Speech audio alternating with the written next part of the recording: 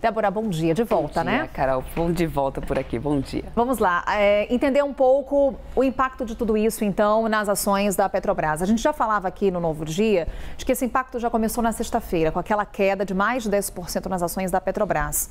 Ontem, até começou ali um movimento de correção, porém, mais uma vez, as ações da Petrobras caíram. Não deu certo, e a queda começou até um pouquinho antes disso, com aquela fala do Jean Paul Prates, antes do resultado, Carol, que ele teve já um posicionamento mais conservador, que aí no final das contas, isso foi na quarta-feira que aconteceu, e a ação da empresa já caiu mais de 5%. Vem na sexta-feira, coroa então, com esses mais de 10% de queda, que eu vou mostrar aqui para poder o pessoal ter uma noção do quanto que a gente veio perdendo o valor de mercado desde a semana passada. Aí aqui eu queria lembrar só um pouco um detalhe. Em fevereiro, que a gente bateu esse recorde de mercado, a Petrobras chegou a valer mais 566 bilhões de reais, em reais, porque em dólar esse valor está um pouco abaixo, mas o recorde em reais a gente bateu em fevereiro. Quando a gente vem com as falas ali na semana passada, a gente já começa a ver uma queda significativa.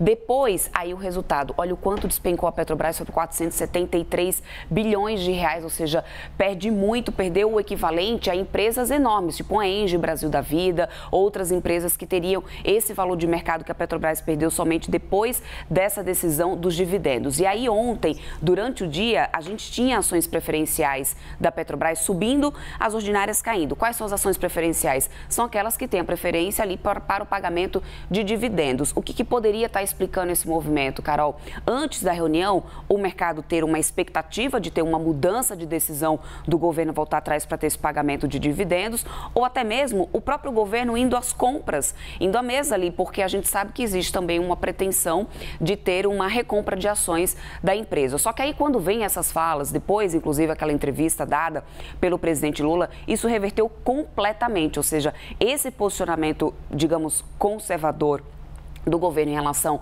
à questão dos dividendos não torna a empresa nem um pouco atrativa, pelo contrário, tem impactado diretamente no valor de mercado da empresa. Débora, quando você fala em declarações anteriores por parte do presidente da Petrobras, Jean Paul Prates, são aquelas declarações já antecipando que aconteceria essa retenção dos dividendos. Isso. Inclusive, Jean Paul Prates chega a dizer: os acionistas vão entender que vamos reter esses dividendos pensando na transição energética. Exatamente isso, muito bem pensado. E aí, a questão que o mercado, né, alega é exatamente de como serão feitos esses investimentos, para onde irão esses investimentos, tipo, voltar para a indústria naval, que lá atrás já não deu certo, é um questionamento do mercado, Carol. E para além disso, tem pontos ali importantes, porque o Prates, ele fala assim, todas as novas políticas da Petrobras, política de preço, inclusive que Lula, aliás, voltou a falar, o presidente falou ontem que não tem que ter uma paridade internacional, né? Tudo isso, segundo o Prates, é o que estaria fazendo aqui a empresa chegar a ter esse valor recorde de mercado. E é importante a gente lembrar que não são bem esses fatores, tem outros pontos que precisamos lembrar.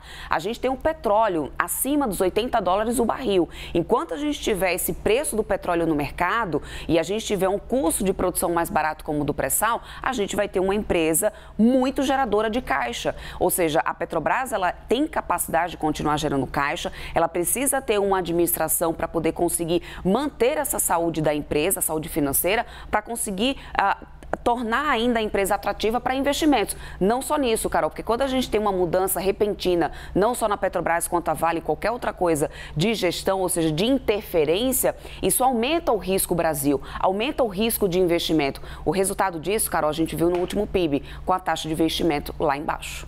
Daqui a pouquinho tem a abertura do mercado, Débora Oliveira está acompanhando, claro, o comportamento, principalmente das ações da Petrobras. E aproveitar que a Débora está aqui, trazendo um pouco da expectativa para o dia, teremos hoje a divulgação dos dados oficiais da inflação de fevereiro. E aí, Débora, o que a gente pode esperar desse número? Quais são aqueles setores que podem surpreender? Vamos lá, a expectativa da Reuters é de uma alta mensal de 0,78%, e a gente vai conferir isso, Carol, porque lembra que no IPCA 15 a gente tinha uma grande expectativa de que poderia aumentar bastante ali o preço dos alimentos.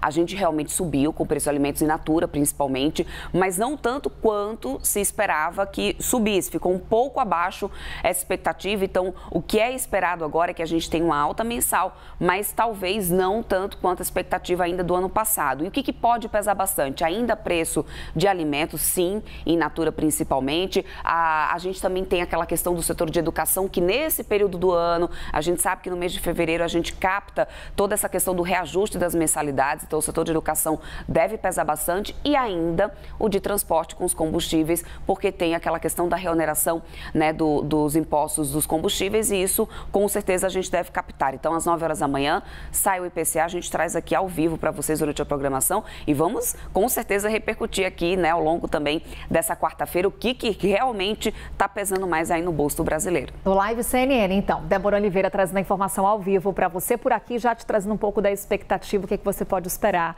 com relação à inflação de fevereiro. Obrigada, Débora. Até mais, Carol. Até já.